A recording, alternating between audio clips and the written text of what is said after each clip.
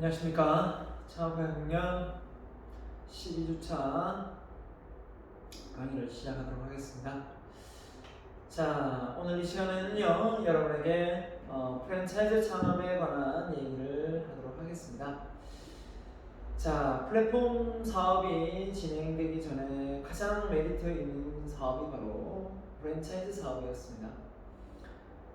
프랜차이즈 사업이 일반 사업하고 어떤 차이가 있냐면 상당히 메리트가 있는 게 많은 가맹점을 모집해서 가맹본부는 많은 혜택을 보죠. 로얄티를 받을 수 있고요. 보조금도 챙길 수 있고요. 아무튼 그 가맹점을 통해서 가맹본부는 자기가 가지고 있는 노하우를 많은 가맹점에 전수하면서 사업을 크게 확장할 수도 있습니다. 일단 리스크를 완전히 줄일 수 있는 상태에서 사업을 확장할 수가 있었죠. 왜냐하면 원래 사업은 직영으로 하면 자기가 사업을 확장해야 되겠지만 가맹점을 통해서 프랜차이즈 사업을 하면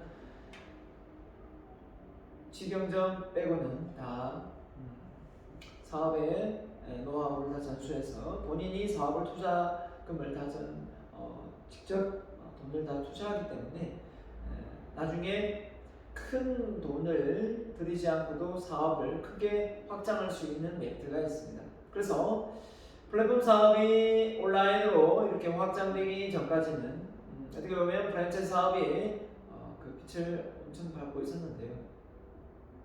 물론 이제 코로나로 인해서 오프라인이 온라인에 따라가지 못하고 있는 실정이지만 앞으로 코로나가 진정되고 하면 다시 이런 사업이 크게 또 확장될 거라고 저는 생각합니다. 물론 온라인의 힘은 그대로 지속되고 유지될 수도 있겠지만 아무리 온라인화 되더라도 오프라인이 없어질 수 있는 건 많이 있거든요.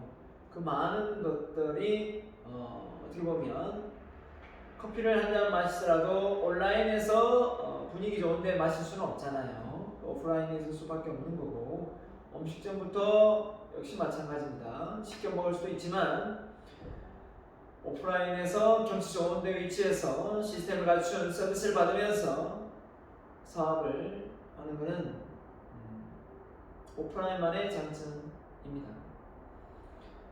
그래서 여러분이 생각하기에 모든 사업이 지금 플랫폼 사업으로 다 집중되다 보니까 사업은 모든 것이 플랫폼 사업으로 생각하는 간혹 잘못된 사고방식을 가진 학생이 간혹 저에게 그런 얘기를 하더라고요. 모든 사업이 온라인 사업하는데 교수님은 너무 오프라인 사업에만 집중하는 것 같다.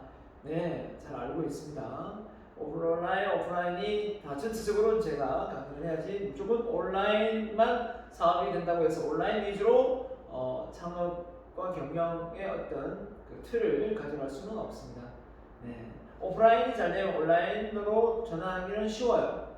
그렇기 때문에 오프라인이 온라인을 향한 어떤 그 과정일 수도 있고 기초적인 부분도 될 수도 있습니다.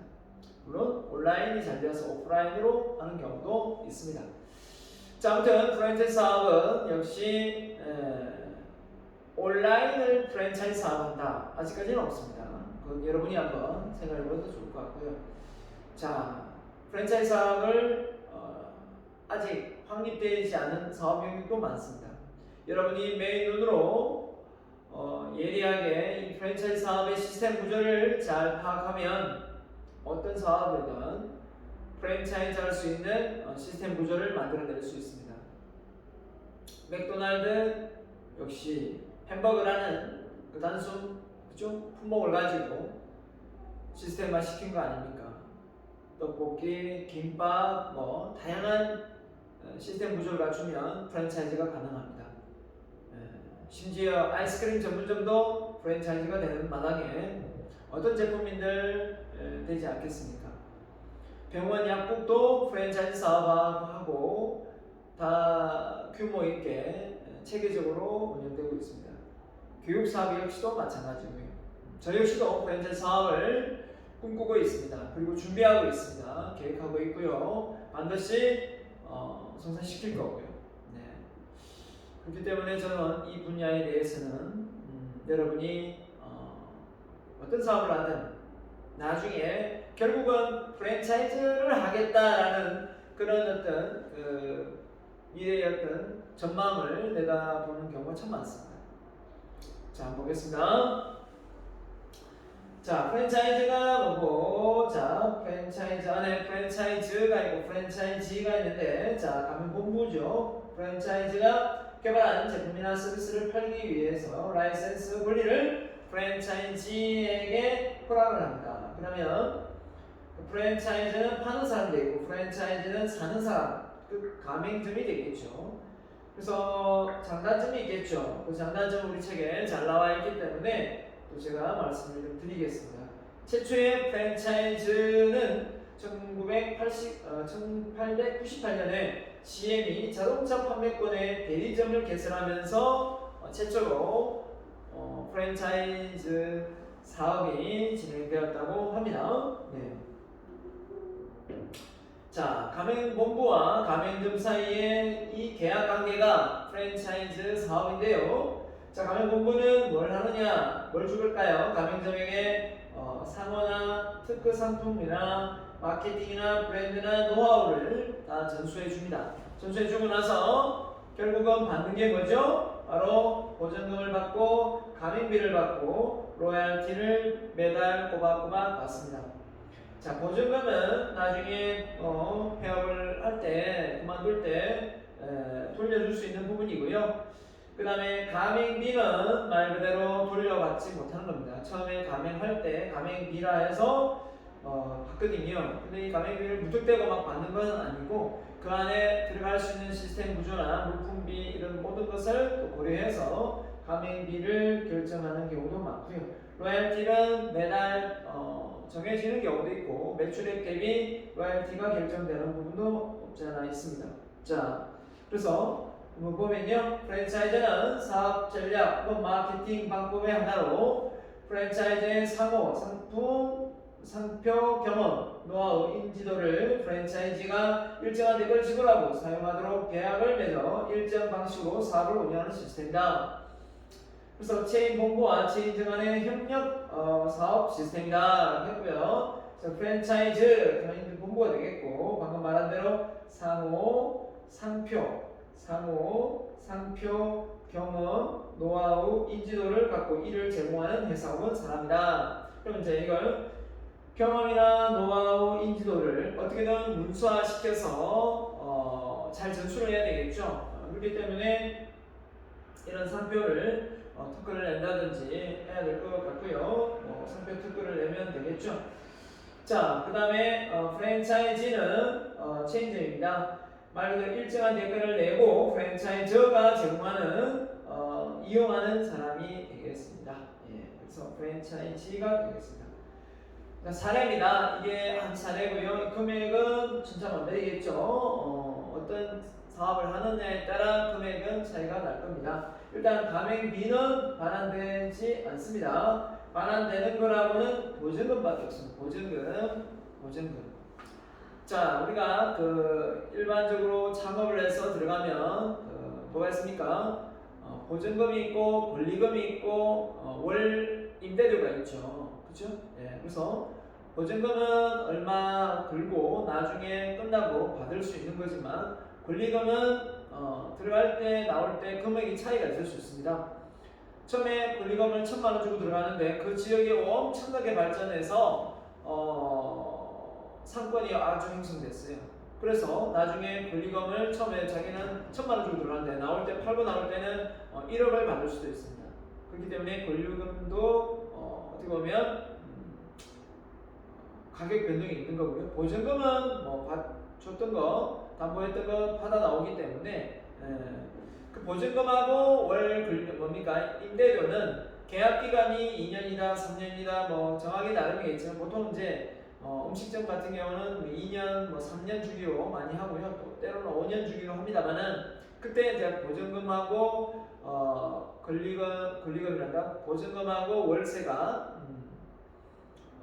주인이 이제 몇 %씩 올리죠. 그렇기 때문에 내려가는 경우는 잘 없고요. 올라가는 경우가 대부분입니다. 코로나 사태로 인해서 지금은 이제 뭐 주인이 뭐 내려주는 경우도 잠시 잠깐 있지만 그런 경우는 잘 없고요. 지금 이제 울대 앞에 지금 권리금이 엄청나게 싸져 있겠죠.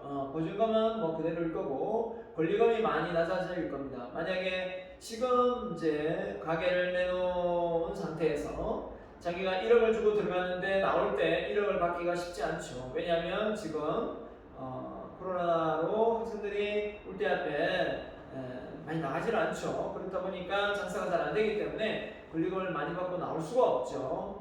그래서 이럴 때는 참 곤란한 상황에 처하기도 합니다. 자, 보증금은 반환이 된다고 했고요. 자, 감맹비 반환이 안 되고 인테리어 역시 뭐 평당 가격 결정하는데 이건 아주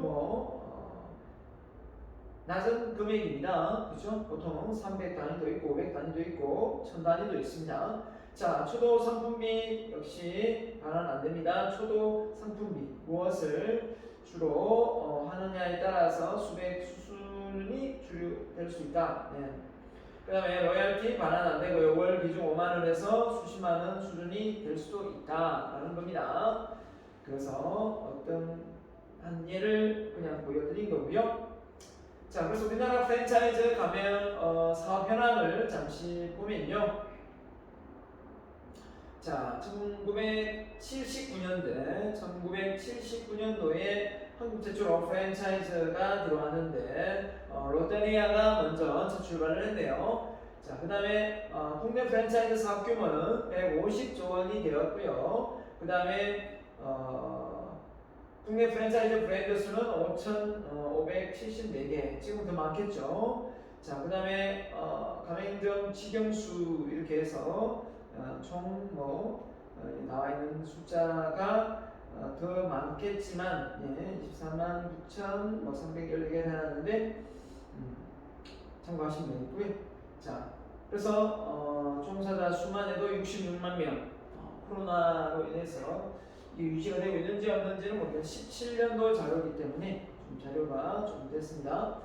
자, 그래서 국내 프랜차이즈 사업 동향을 보면 2002, 2005, 2008 보면서 매출액이 점점점 이렇게 늘어나고 있는 상황이지만 지금 코로나 팬데믹 상황으로 좀 특수 상황이기 때문에 지금 상황을 프랜차이즈의 어떤 쇠퇴기다 이렇게 말을 할 수는 없겠고요. 이 시점이 지나고 나면 월등히 좋아질 거다, 좋아질 수밖에 없다라고 저는 생각합니다. 그래서 왜 이렇게 프랜차이즈를 좋아하느냐라고 생각해 본다면 일단 음식점을 치면은 똑같은 시스템 구조로 되어 있기 때문에 일단 주무부부식이 되지 않고요. 사업의 규모가 딱 체계적으로 되기 때문에 가장 좋은 것은 믿음이 가죠. 신뢰가 갑니다. 그죠? 제품에 신뢰가 가고 서비스가 동일한 경우가 많고요. 그 다음에 또 좋은 점이 있다면 뭘까요? 깔끔하죠. 깔끔하기 때문에 프랜차이즈를 참 좋아합니다. 그죠? 왜냐하면 그 통일성을 유지하려고 본부가 많이 노력하고 있기 때문에 그렇습니다. 그래서 커피숍이든 일반 커피숍은 커피 맛이 그렇게 큰 차이가 저는 날 거라고 생각하지는 않지만 고급스러운 이미지면 그 고급스러운 이미지로 통일될 거고, 그죠? 그게 저는 통일될 거라 생각합니다. 그래서 단순하지만 그 커피라는 그 품목이 이렇게 프랜차이즈화 되는 것을 보면 어떻게 보면 쉽게 많은 진입 장벽이 낮아서 많은 커피 전문점이 생기긴 하지만 결국은 프랜차이즈 사업이 잘 되고 프랜차이즈만 잘 되고 나머지 일반 주변 커피숍이 잘 안 되는 걸로 봐서는 그 시스템 구조 자체가 무시 못하는 것 같습니다. 맞죠?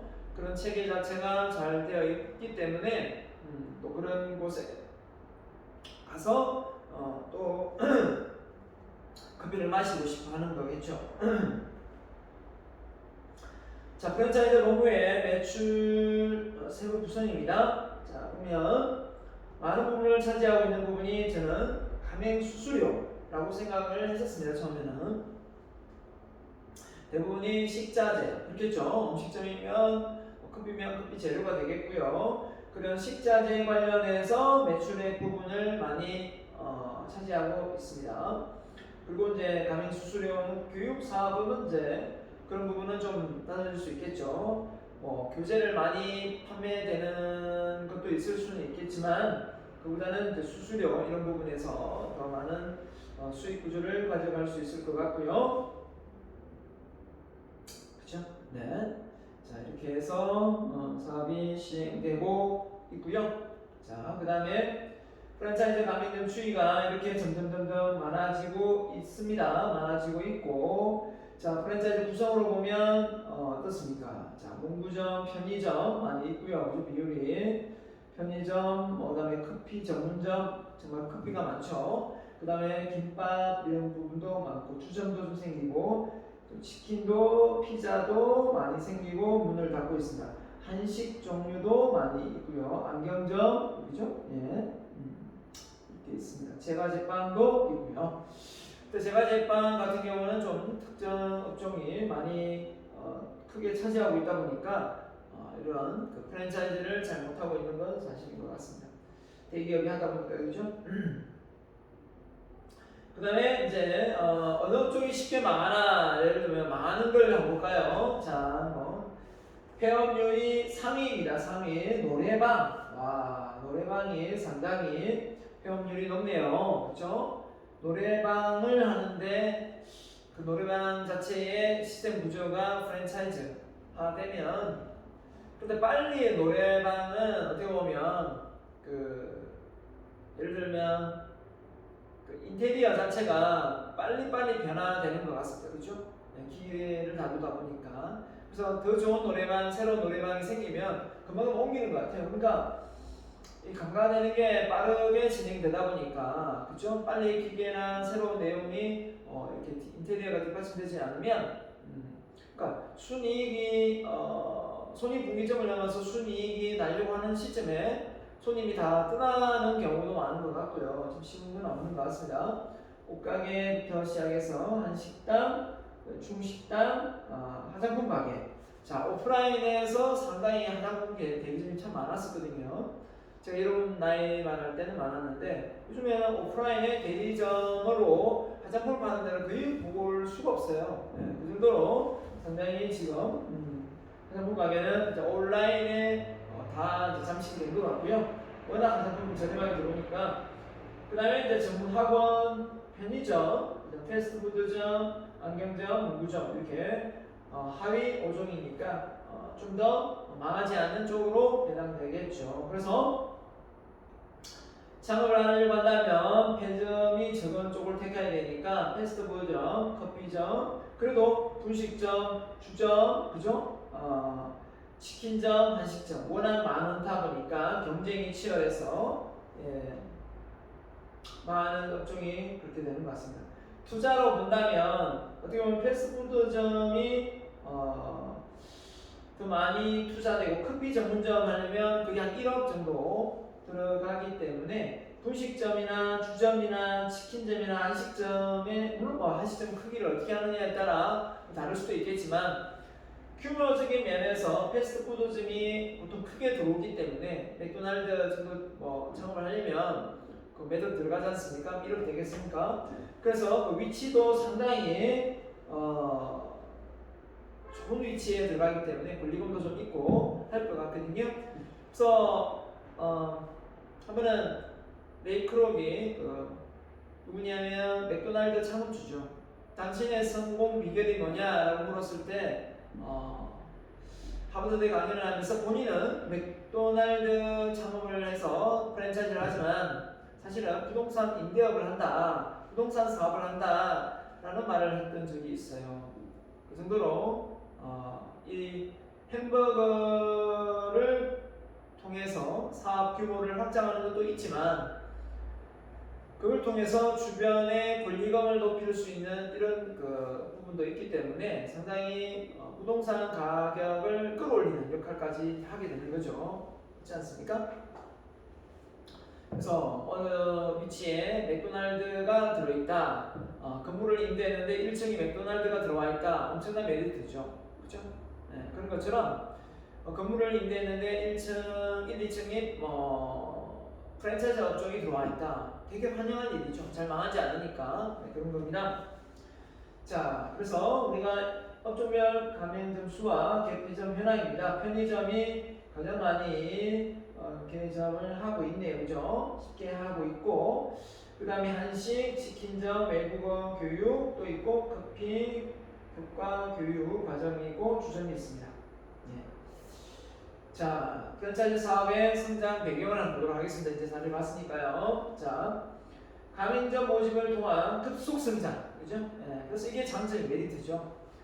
자금 조달, 가맹점에 의한 위험 분산. 왜냐하면 가맹 본부는 자기가 직영으로 하면 많은 자금이 들어가겠지만 가맹점을 모집하면 돈을 들고 와서 노하우를 가져가기 때문에 사업을 일으키기가 쉽죠. 그래서 큰 돈 규모를 들이지 않고도 사업을 이어나갈 수 있다라는 겁니다. 그래서 우리 가맹점에 의한 위험 분산, 규모의 경제를 실현할 수가 있다라는 겁니다.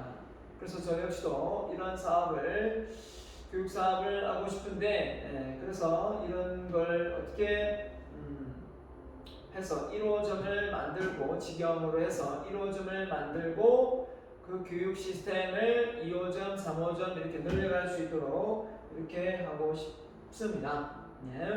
그래서 둘째, 소비자의 편의성과 품질의 일관성을 선호하고 있다라고 했습니다. 그래서 소비자의 편의성과 품질의 일관성, 소비자의 편의성, 그렇죠? 이걸 다 이제 사전 조사에서 확장해 나가기 때문에 품질의 일관성을 선호할 수 있다. 이게 너무 좋은 것 같아요. 네. 그래서 뒤에 나오겠지만 프랜차이즈의 시스템 구조가 단순한 표준화 전문화이기 때문에 이거 시스템 그 자체가 어떻게 보면 이런 규칙과 룰에 맞춰서 일관성 있게 할 수 있다는 게 큰 메리트인 것 같습니다.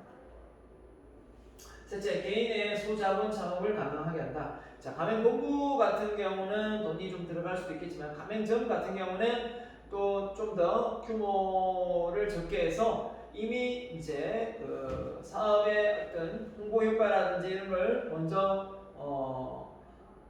혜택을 볼 수가 있겠죠. 이미 확정되어 있는 가맹점 수를 보면서 사업을 시작하면 그래서 홍보를 해주기 때문에. 그 다음에 서비스 프랜차이즈 창업의 전가 추세입니다. 그래서 이런 전가 추세에 맞춰서 뛰어들면 도움이 될 것 같고요. 지역개발, 고용 창출 지렛대 역시. 근데 이제 이 무인 카페 이런 것도 나오기 때문에 이게 꼭 이제 정답은 아닌데 그래도 없는 것보다는 그 지역의 발전을 위해서 무인으로 하든 뭘 어떻게 하든 결국은 사람을 없애는 쪽도 있겠지만 다 무인이 될 수 있겠습니까? 한식점을 하는데 무인으로 한다. 물론 아주 지능이 똑똑한 로봇이 서비스를 할 수도 있을지는 모르겠지만 힘들 것 같고요. 그죠? 아직까지는 저도 이제 그 자동차 업계에 물어봤어요. 전기 자동차가 내연 기관을 앞서서 수소 자동차가 나와서 지금 내연 기관을 다 없앨 것 같았지만 향후 10년, 20년까지 내다보더라고요. 그렇기 때문에 저렇게 빠르게 성장을 하는 것처럼 보여도 금방 되지 않는다. 내가 자동차 업계 사장님하고 이야기해본 결과 그렇게 내연 기관이 쉽게 무너지지는 않는다 라고 하더라고요. 저도 그 현지에 있는 사람들하고 이야기를 했을 때하고 그냥 언론에서 보도되는 내용들하고만 비교했을 때 당장 내연기관을 없앨 것처럼 보였지만 물론 외국의 많은 회사 자동차 회사들이 내연기관의 어떤 엔진을 없애고 있는 추세지만 그렇게 급속도로 바뀌지는 않을 거다라고 이야기를 하더라고요. 자, 산업의 국가 경제에 미치는 영향. 자, 첫째, 유통 시스템의 선진화, 합리화에 기여할 수 있죠. 그냥 조그만 규모의 어떤 그 구멍가게이지만 이걸 프랜차이즈화 시키면 세계 글로벌 기업으로 크게 성장할 수도 있거든요. 저 역시 교육 사업 마찬가지입니다. 제가 리더십 교육을 하면서 느낀 게 뭐였냐면 그 리더십 교육이 국내에 있는 게 아니라 외국계에 있는 리더십 교육 시스템을 가져와서 배우고 있는 걸 많이 봤어요. 초창기에.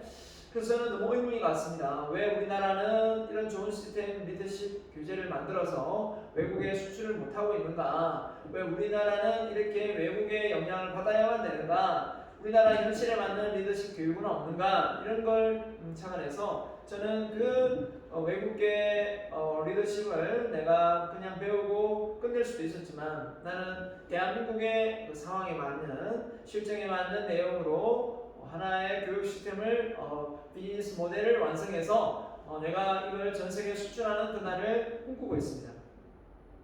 너무 과장된 표현일지 모르겠지만 그 내 목표고 내가 앞으로 이루고 싶은 그의 어떤 비전이에요. 그래서 저는 제가 못한다고 생각은 하지 않고요. 차근차근 준비해서 언젠가 준비하면 충분히 가능하다라고 저는 생각하고 있습니다. 그래서 이런 유통 부분도 마찬가지듯이 조그만 규모로 끝날 수도 있지만 이런 프랜차이즈 힘을 이용하면 얼마든지 크게 커질 수 있는 거고요. 스노폭스의 김승우 회장도 김밥에서 시작된 거 아닙니까? 김밥에서 이 프랜차이즈가 시작된 것처럼 우리가 사소하지만 그게 그 사소하지 않는 게 될 수 있는 부분이거든요. 잘못하면 물류 시스템, 공동 마케팅 등 유통 비용을 감소시킬 수 있겠죠. 한꺼번에 많이 이렇게 유통되기 때문에 창업의 기회를 확대시켜 실업을 감소시킬 수 있다.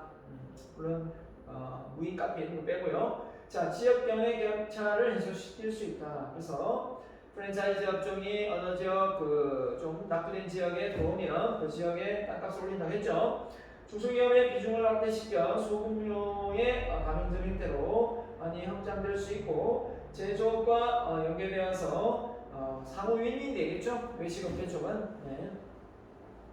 저는 교육계 쪽이니까 제가 창업을 해서 법인화해서 이렇게 프랜차이즈를 한다면 상호 윈윈할 수 있는 곳이 이렇게 교육 쪽이니까 도서 쪽일 것 같아요. 책 출판사 쪽하고 연계되어서 책이 많이 출판되는 경우에 한해서 그죠? 이렇게 가면 좋을 것 같거든요. 그래서 책 출판 쪽하고의 어떤 출판사와 연계되어 있는 어떤 시스템 같은 구조가 일단 될 것 같네요. 그죠?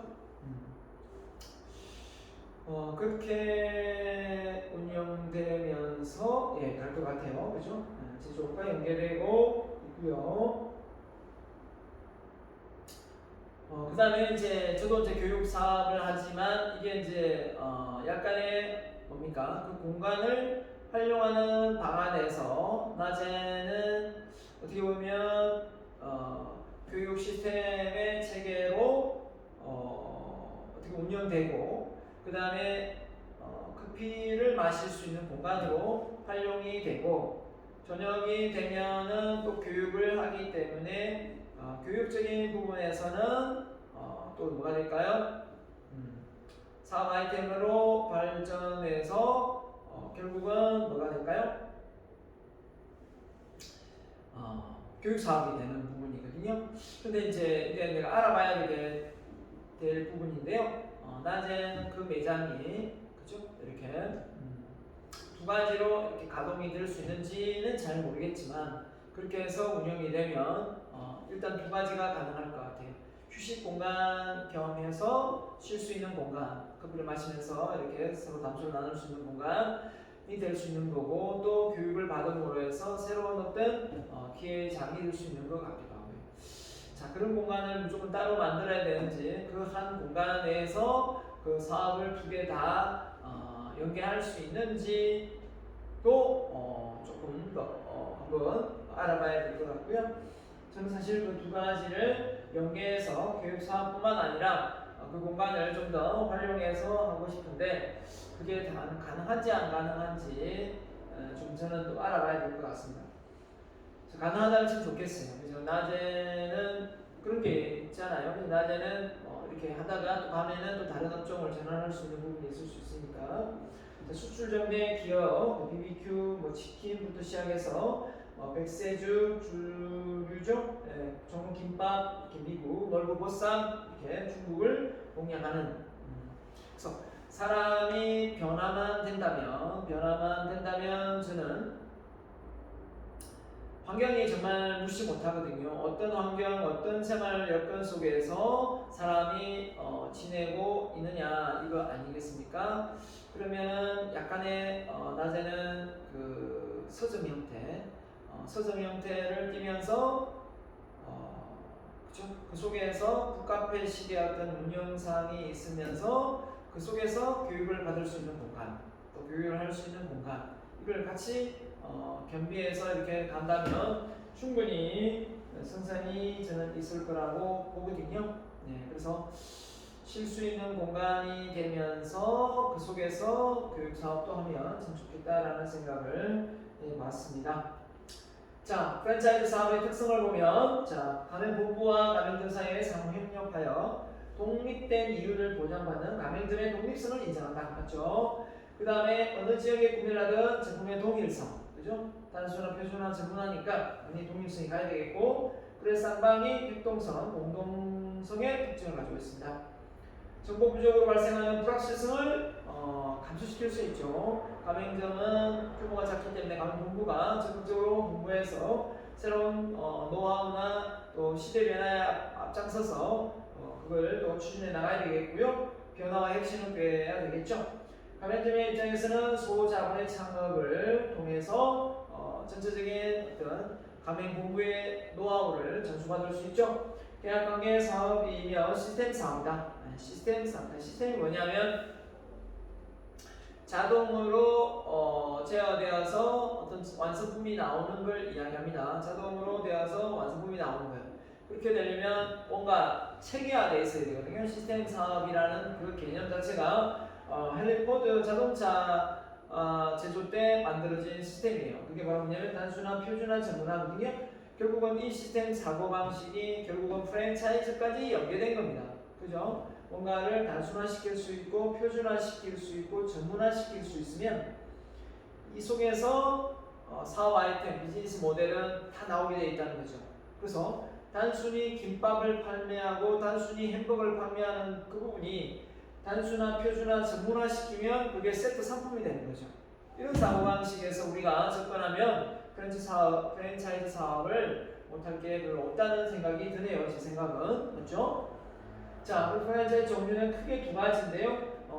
상표나 제품에 대한 프랜차이즈를 하는 경우도 있겠고 사업 체제 전체적인 부분을 프랜차이즈 사업을 해서 일으키는 경우입니다. 근데 이런 경우도 있겠죠. 도매업자의 마케팅 능력이 부족함을 알고 제조업체 스스로 유통 시스템을 구축하여 가맹점을 모집하여 프랜차이즈가 한다. 주유소, 코카콜라, 펩시 여기에 해당되고요. 사업체제 전체입니다. 가맹본부의 표준화된 제품 서비스 상표, 건물, 장비, 설계, 배치, 마케팅 이런 모든 것을 다 운영해서 시스템을 가동시키는 거죠. 자, 이렇게 되면은 어떻게 되겠을까요? 사업 전체가 똑같이 동일하게 할 수 있도록 해 나가는 거고요. 지금은 이제 나오겠지만 이제 가맹점을 낼 때 그 상권 보장을 어느 정도 해주느냐, 위치별로 해주느냐, 아니면 거리상으로 하느냐 이런 게 이제 많이 거론되겠죠. 제가 하는 사업은 일단 지역별로 또 위치상으로 중구, 울구, 남구 이런 식의 어떤 뭘 줘야 될 것 같아요. 그래서 거기서 해당되면 그곳에서 그 지역을 관할할 수 있는 어떤 그 역할을 주면 좋을 거거든요. 그래서 남구는 크니까 남구를 몇 개 더 줄 수도 있고요. 그 다음에 끊어서 중구 하나, 동구 하나 이렇게 줄 수도 있는데 그런 부분이 어떻게 보면 하나의 그 약속이죠. 이런 부분을 잘 지켜 나갈 때 사업이 진행되는 거고요. 너무 많은 사업에 욕심을 내다 보면 같이 망할 수가 있어요. 그죠? 가맹본부가 수익을 많이 낸다고 욕심을 내면 가맹점이 서로 경쟁을 하게 되는 경우도 있거든요. 위치가 너무 좁고 가까우면 이럴 때는 그 가맹점의 의견을 잘 반영해서 서로가 지장이 없는 쪽으로 해서 가야지 무조건 가맹점을 많이 내는 욕심을 내다 보면 오히려 그래서 우선 교육 사업을 하기 때문에 그 지역의 어떤 부분을 생각을 안 할 수가 없기 때문에 그래서 잘 정해서 해야 될 것 같습니다. 무턱대고 막 어디만 하고 말 것이 아니라 나중에 따로 또 문제가 될 수 있기 때문에 처음부터 약속을 잘해서 그 약속을 지켜주는 게 가맹본부와 가맹점 사이의 신뢰가 아닐까 생각합니다. 그것 때문에 많이 싸우거든요. 많이 이제 틀어지기도 하고, 그죠? 몇 메타 그리로 했는데 지역별로 한 개만 하기로 했는데 두 개, 세 개, 네 개 이렇게 하다 보면 한 집 건너, 그죠? 커피숍이 또 창업이 되는 경우도 없지 않아 있거든요. 서로 경쟁하는 서로 경쟁 같은 동의 좀 그죠? 네, 그러면 곤란하죠. 자, 가맹본부의 장점 볼까요? 사업 확장 쉽다 했습니다. 자금 인력을 투자하지 않아도 가맹점 자체가 자본을 들고 오고 인력도 같이 준비해서 오기 때문에 신경 쓸 필요가 없죠. 일단 교육만 잘 시키면 됩니다. 규모의 경제, 비용 절감 가능하고요.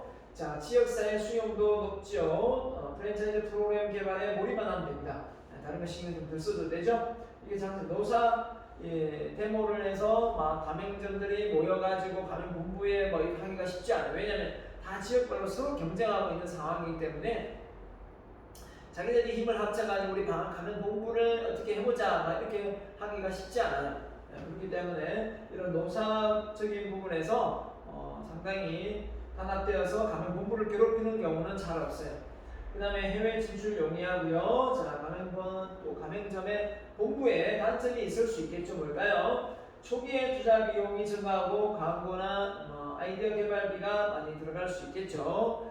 저희 시도 지금 아이디어 개발 무진장 하고 있고요. 어떻게 하면 광고를 할까? 그 광고의 최고의 방법 뭘까 생각해본 게 바로 책이었어요. 책을 많이 써서 출간하는 게 제일 중요하다. 그렇게 생각하고요. 그런 책들이 이미 입증이 되고 검증되면 더 많은 신뢰를 가지고 사업을 하겠다고 뛰어들겠죠. 둘째, 신속한 대처가 미비하다. 부진한 가맹점을 일반적으로 퇴출을 못 시킨다. 그렇죠. 꼭 가맹점 중에 말 안 듣는 가맹점이 있거든요. 그런 가맹점한테 이래라 저래라 했는데도 불구하고 제재를 과하기가 참 어려운 또 애로사항이 있을 수 있고요. 사업의 통제가 각각 또 지역별로 있기 때문에 순회하지 않는 이상은 통제가 어렵고 점포 확장에 따른 서비스의 질이 본부하고의 어떤 차별성에 저하가 될 수 있습니다. 예전에 김인영 왕호떡이라는 사람이 호떡을 프랜차이즈 했는데 그분이 나비 네이타를 메고 양복을 입고 호떡을 팔았어요.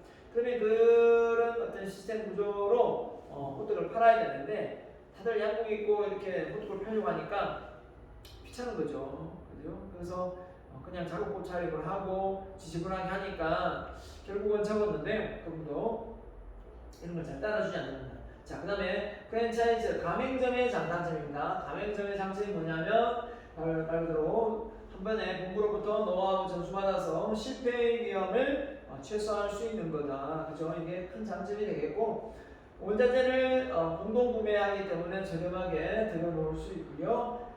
왜냐하면 가맹점 수가 많으면 많을수록 가맹본부에서 원자재를 좀 단가를 싸게 들어올 수 있겠죠. 상품과 브랜드로 광고 효과, 홍보 효과가 용이하고 본사의 노하우를 한 번에 전수받을 수 있고 또 계속 교육을 받을 수 있습니다. 본사의 지원으로 시장의 변화에 빠르게 적응을 할 수가 있는 메리트가 있고요. 비용을 또 가맹점이 또 같이 협약해서 융자를 해주거나 배상 공급을 또 해줘서 자금을 좀 쉽게 해결할 수 있는 부분이 있습니다.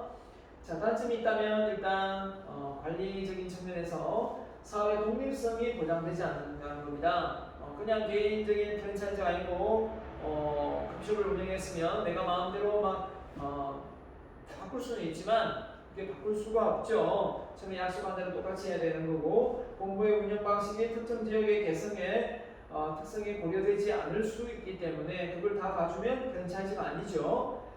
다른 가맹점의 잘못으로 피해를 볼 수도 있다. 자, 이게 큰 단점이죠.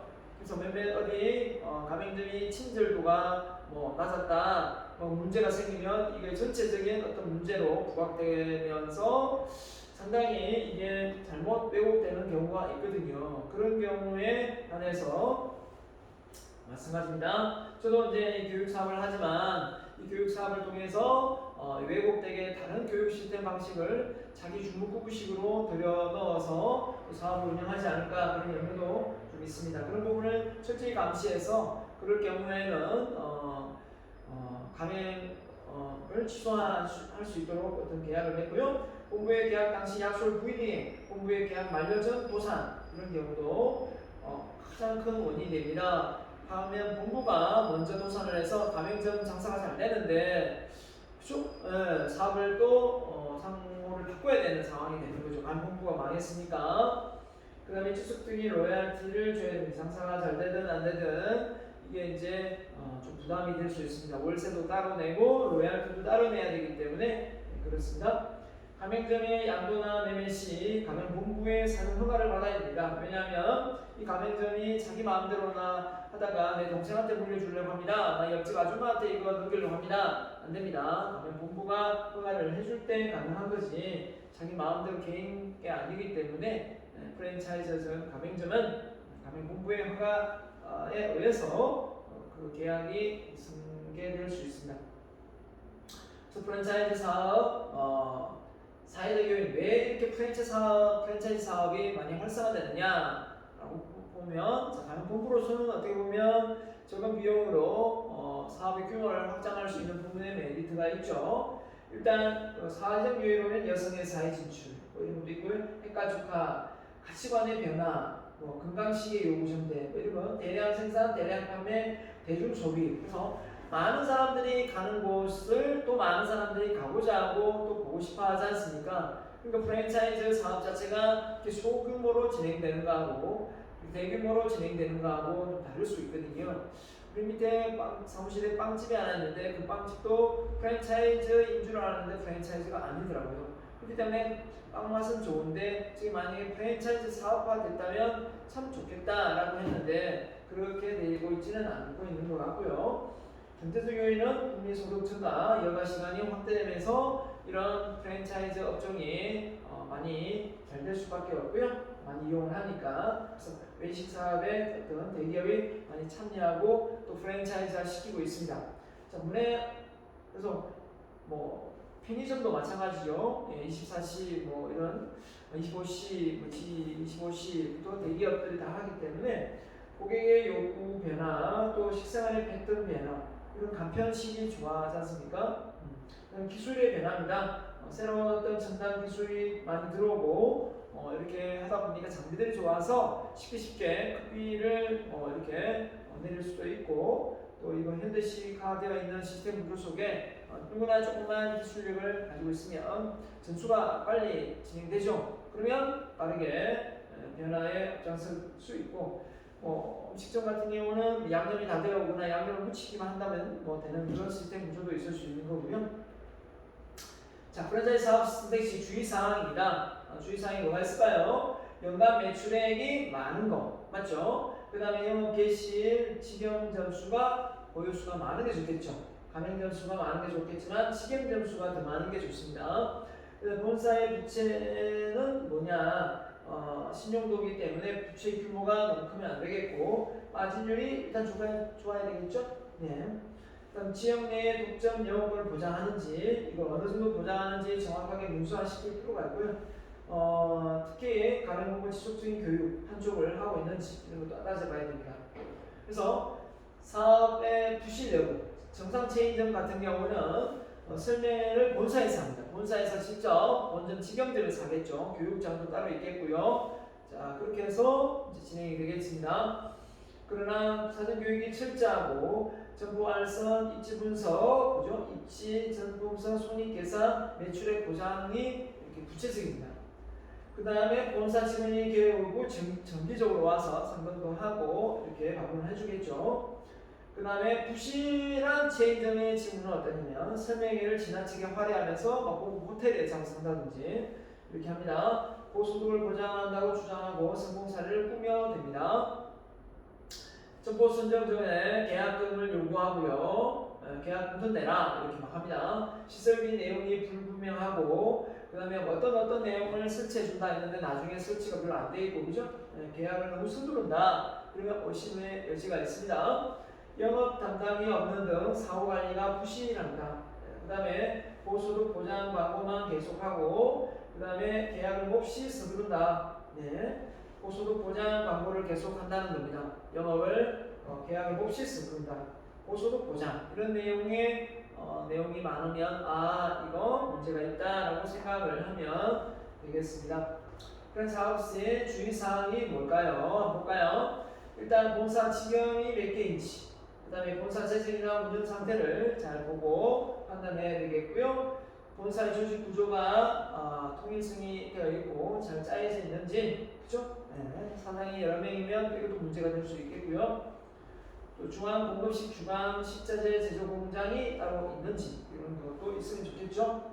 자, 그 다음에 방류 위탁 생산해야 될 것 같고요. 하청업체나 고객들과의 어떤 평판 뭐겠습니까? 그 자재를 공급을 했으면 원자재를 공급했으면 어쨌든 공급 단가에 대한 어떤 그 횟수가 되어야 되겠죠. 그래서 돈을 빨리빨리 잘 지급하는지 S금 통하여 광고를 지나치게 많이 하여 본사를 피하라 그랬습니다. 본사의 가맹점 수가 많을수록 승화는 없고 자, 중요해요. 본사의 가맹점 지도를 위한 종합 매뉴얼이 되어 있는가 이런 책자로 구성되어 있는 경우가 좋겠죠. 그 다음에 본사의 직영 상권을 보호해 주는가 그 다음에 법률적으로 문제가 없는 업종, 업태인가 그러니까 뭐 어떤 술집이나 이런 걸 할 때 그 지역 내에 뭐 학교나 이런 부분이 있으면 잘 허가를 안 나거든요. 그렇기 때문에 그런 걸 잘 알아보고 해야지 그다음 계약금 걸어놓고 나중에 계약금을 못 받는 경우도 있습니다. 자, 그래서 프랜차이즈, 프랜차이지 이렇게 했습니다. 프랜차이즈 상호를 프랜차이즈라고 하지만 프랜차이저에서 가맹업장 상자 했습니다. 장단점 다 했고요. 자, 이거 내용이 우리 교재에 나와 있는 내용이지만 어떻게 보면 제한된 빠른 자원 확대, 재무 위험 회피 맞죠? 프랜차이즈 장점 나왔죠? 네, 노사 문제 없을 수 있다 있지 않습니까? 프랜차이즈는 품질이 어려워 상품가 손상이 될 수도 있고 느린 의사결정 왜냐하면 다 따로 지역별로 있기 때문에 법적 분쟁이 발생할 수 있다는 거 단점이 되겠습니다. 또 프랜차이즈 가맹점의 장점은 검증된 사업 컨셉, 브랜드 사용, 교육 훈련, 공동 광고, 대대한 구매 입지 선정, 정보 개혁, 지속규모 운영 지원, 쉬운 자금 조달, 프랜차이즈 공부가 좀 도와주니까요. 자, 단점은 뭐였습니까? 단점은 독자적 경영권을 제한하고 추가 비용이 계속 발생돼요. 인테리어를 한 지도 얼마 안 됐는데 전체적으로 뭡니까? 다 브랜드를 바꾼다 하면 얼마 안 돼도 또 바꿔야 됩니다. 그런 부분이 애로사항이 있습니다. 오래된 사람들은 이제 오래되어서 바꿀 수도 있지만 CU도 원래 CU가 아니었죠. 다른 걸 바꿨지 않습니까? 그러면 그걸 처음에 하고 있다가 또 바꿔야 되지 않습니까? 그런 부분도 애로사항이 있고요. 자, 그 다음에 주된 판매 상품 및 체인 본사의 독특한 경영 기법, 비결 이런 걸 본사에서 잘 매뉴얼화해서 교육을 해야 되는 거고요. 본사의 재정 상태, 대표자의 이력 이런 부분이 잘 맞는지 봐야 될 것 같고, 그다음에 기존 가맹점의 경영 현황, 다른 가맹점의 월 평균 수익 어느 정도 되는지 이런 것도 잘 따져봐야 될 것 같습니다. 그다음에 가맹 조건에 가맹점의 불이익은 없는지, 가격을 까다롭게 한다든지 근실한 회사가 맞는지 따져봐야 되겠습니다. 상표 보호의 수준을 확인하고, 그죠? 그 다음에 또 뭡니까? 최근 1년간 기존 대리점 인수 인계가 어느 정도를 알아보고 상권 분석도 해봐야 되겠죠. 과대 광고, 허위 광고를 하고 있는지 아닌지 이런 것도 한번 알아봐야 될 것 같고요. 자, 그 다음에 본사의 기능은 뭡니까? 소규모의 자금창으로 엄청난 수익을 보장하겠다는 회사, 그죠? 그 다음에 시범 정보를 보여주면서 모든 것이 맡기라고 하는 회사, 그죠? 이런 경우는 좀 의심하고요. 사회 관련된 각종 근거나 자료를 줄 수 없이 우리만 믿고 돈을 금방 벌 수 있다고 말하는 회사, 이런 회사들은 계약을 맺기 위해 조급하게 수당 광고를 받지 않는 듯한 인상을 주는 회사, 자본도 없어 사업이 가능하다고 집에서 할 수 있다고 선전하는 회사, 자, 이런 회사들 이번엔 안 하면 평생 후회한다고 서두르는 회사, 이런 회사들은 조심해야 되겠습니다. 사업을 어렵지 않고 쉽게 돈을 벌 수 있다고 서두르는 회사. 회사 경영이나 직원의 실상 등을 거부감을 보이는 회사. 네. 이런 회사들은 신뢰가 갈래야 갈 수가 없겠죠. 네. 정부기관이나 유력 인사를 잘 안다고 떠벌리는 회사. 네. 이런 회사들은 열심히 여지가 많습니다. 그래서 프랜차이즈 절차입니다. 기본상 정보 입지 분석하고 가맹점 계약해서 교육 운영하고 유죠. 네. 그 다음에 영업을 개시하게끔 합니다. 자, 검토사항이 많은데요. 계약에 대한 독점권 이런 걸 잘 주는지, 그 다음에 경영지도에 여기까지 빠진 항목은 없는지 준비 과정에, 그 다음에 본사 유지 일방적 계약은 아닌지, 그죠? 계약 내용에 하자가 있을 시 보호받을 수 있는지 이런 것도, 정보 입지를 결정한 후 경쟁업체의 상황, 고객 흡입력, 예비 고객의 소득 수준, 경쟁업체의 신규 진출 가능성, 상품 분석 타당성 등을 본사하고 꼼꼼히 따져봐야 될 것 같고요. 개선을 위한 필요한 자금 견적을 구체적으로 파악하고 조달 계획과 비교하여 조정을 한다. 그래서 처음에 예를 들면 2,000 정도만 하면 된다 했는데 나중에 5,000까지 올라갈 수도 있지 않습니까? 그래서 하다 보니 그 공사비가 그렇게 들어갔다 이렇게 말하면 얼마나 짜증납니까? 판촉 활동에 관한 사항은 대부분 본사가 무상으로 지원하므로 광고나 홍보에 대한 지원으로 파악을 점검하고, 홍보비가 많이 들었으니까 또 다시 돈을 좀 더 추가로 내라 이렇게 말하는 경우고, 교육비가 많이 들어갔으니까 더 많이 내라 이렇게 한다든지, 그죠? 계속 추가 요금을 자꾸 요구한다는 거예요. 실내 장식, 실내에 관련하여 본사의 지원 내용을 체크하고 공사 관련 본사의 독점 이익의 확보를 위한 내용은 없는지, 본사가 그런 인테리어나 그런 부분에서 손이익을 보려고 하면 안 되겠죠. 그죠? 그건 아주 단가 그대로 해줘야지. 그 인테리어에서 수익 남기고 이러면 안 되지 않습니까? 가맹점이 실내 인테리어 하면서 수익 남겨야 되겠습니까? 자, 계약은 계약 동시에 권리와 의무가 발생하는 되므로 계약의 각 조항을 자세히 파악하여 가맹점이 일반적으로 불리한 조항은 없는가. 자, 그래서 독립 창업하고 프랜차이즈 창업을 했을 때 그 장단점을 이렇게 비교를 해놨습니다. 그래서 마진율은 자유롭게 조정할 수 있지만 프랜차이즈는 그걸 할 수가 없죠. 그렇죠? 네, 그렇기 때문에 참고로 보면 될 것 같고요. 자, 그 다음에 가맹계약자의 의무사항입니다. 가맹사업자의 비밀을 계약기간은 물론이고 계약 종료 후에도 제3자에게 누설해서는 안 된다. 닥팅이라는 기술을, 그죠? 나는 BHC에서 가맹점을 했었는데 그 닥팅의 기술을 내가 전수할 테니 돈 받고 내가 넘길게 이러면 안 되겠죠. 사기입니다, 사기. 그죠? 가맹을 끝나더라도 나와서 그런 걸 누설해서는 안 된다. 가맹사업자의 허락 없이 교육, 세미나, 자료, 편람을 인쇄 또는 복사할 수 없다. 그죠? 그래서 그 다음에 가맹 존속 중에 가맹사업자의 허락 없이 자기 또는 제3자의 명의로 가맹사업 영업 또는 동종업종을 하지 않는다. 끝나고 나서 BHC 하다가 그만두고 자기가 또 치킨점을 하면서 그 배운 기술력을 똑같이 이렇게 하는 경우도 있을 수 있겠죠. 그죠? 네, 내내 치킨도 마찬가지고. 자, 그 다음에 가맹사업 계약을 체결하는 과정에서 가맹 희망자들이 가맹 여부를 적정하게 판단할 수 있도록 필요한 자료나 정보를 잘 줘야 되겠죠. 그래서 가맹자들의 요구가 있을 때 다음 자료를 정보를 서면으로 공개한다. 가맹자의 재무현황, 등기부등본, 최근 5년간의 사업 경력 이런 거는 가맹점들이 달라고 하면 줘야 된다 이거죠. 체결 시 계약 후 부담해야 할 가입비, 정기 납부, 로열티 이런 거는 얼마인지 정확하게 말 달라지지 말하면 되니까 말이 달리면 안 되죠. 공급금에 대한 금전에 관한 내용, 상표, 또 자세한 공급 조건, 지원 이런 부분에 대해서, 그 다음에 가맹 희망자가 운영할 점포 인근 지역의 가맹자의 계약 현황, 가맹 사업자가 지시한 예상 매출 산정 이런 부분은 다 가맹점이 요구하면 다 줘야 된다 이거죠. 네. 항목별로 정보 공개에 포함되는 내용들입니다. 이걸 다 읽을 수는 없겠죠, 제가. 네. 다 읽을 수는 없고 그냥 참고해서 여러분이 한번 보기 바랍니다.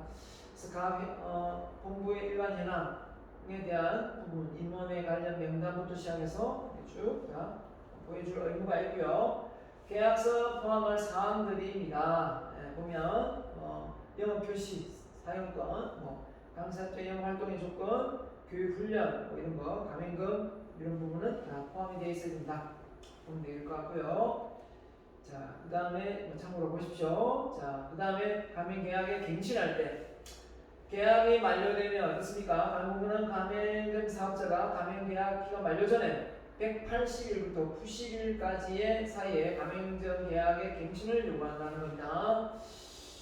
만료 전에 180일이나 90일까지 가맹점 계약을 갱신하시오. 그런데 정당한 사유 없이 이를 거절하지 못한다. 정당한 사유 없이 이를 거절하지 못한다는 겁니다. 각 후의 어느 하나에 해당하는 경우 거절이 가능하다. 자, 어떻게 되냐? 가맹점 사업자가 가맹계약상의 가맹금 등의 취급 의무를 지키지 않는 경우, 제대로 안 했을 때는 그냥 갱신이 안 되는 거죠. 다른 가맹점 사업에 통상적으로 적용되는 제한 조건이나 영업 방침을 가맹점 사업자가 수락하지 아니하면 그러면 나가라 하면 되겠죠. 가맹 사업의 유지를 위하여 필요하다고 인정되는 것으로 다른 항목의 어느 하나에 해당하는 가맹 본부의 중요한 영업 방침을 가맹점 사업자가 지키지 않는 경우, 그래서 처음에 약속한 영업 방침을 어기고 자기 마음대로 가격을 다르게 받든지 아니면 운영 시간을 자기 마음대로 하든지, 그죠? 그 종업원의 어떤 그 매장의 시스템 구조의 종업 숫자를 자기 마음대로 조정한다든지, 하여튼 예를 들면 규격화된 어떤 그 제품을 쓰지 않고 자기 마음대로 개발을 한다든지 이러면 안 되겠죠. 갱신 요구권, 가맹점은 사업자의 갱신 요구권을 최초 가맹계약 기간을 포함하여 전체 가맹계약 기간 10년을 초과하지 않은 범위 내에서 행사할 수 있다. 요구할 수 있고요. 거절 사유, 가맹본부가 1항에 따라 갱신 요구를 거절하는 경우에는 그 요구를 받은 날로부터 15일 이내 가맹사업자에게 거절 사유를 서면으로 통지하여야 한다. 당신은 더 이상 갱신이 안 된다. 거절 통지가 없는 경우는 자동적으로 통지하지 아니하거나 가맹점 기간 만료 180일 사이에 가맹점사에게 자촉권은 뭡니까? 변경에 대한 통지가 하지 않으면 자동으로 계약 만료 전에 계약 같은 조건으로 다시 계약이 재계약되는 겁니다. 체결되는 걸로 됩니다. 자, 그 다음에 가맹계약 해지 제한입니다. 가맹본부는 가맹계약을 체결하지 해지하는 경우에는 가맹사업의 자에게 2개월 이상의 유예 기간을 두고 2개월 이상의 계약 위반 사실을 구체적으로 밝히고 바로잡지 아니하면 그 계약을 해지한다는 사실을 서면으로 2회 이상 2개월 이상 유예 기간을 두고 또 서면으로 2회 이상 통지를 해서 가맹본부와 가맹점 사이에 해지를 할 수 있다. 알겠어요? 2개월 이상 2회 이상 서면으로 통지를 한다. 자, 이렇게 되어 있습니다. 자, 그래서 우리가 여러분이 내가 프랜차이즈 사업을 할지 안 할지 모르는데 이렇게 이야기할지 모르지만 사람 앞일은 잘 모릅니다. 누가 할 수도 있고 내 자녀가 할 수도 있고 또 옆집 또 삼촌이 할 수도 있고 여러분이 알고 있으면 그만큼 도움을 줄 수가 있고요. 그만큼 여러분이 능력을 발휘할 수도 있습니다. 사람 일은 잘 모르기 때문에 여러분 스스로가 이번 기회에 프랜차이즈 사업을 조금 더 구체적으로 알고 넘어갔으면 좋겠습니다. 자, 그러면 다음 시간에는요, 여러분에게 비즈니스 모델 관련되어서 사업 아이템을 찾는 방법에 대해서 얘기를 좀 하도록 하겠습니다. 네, 감사합니다.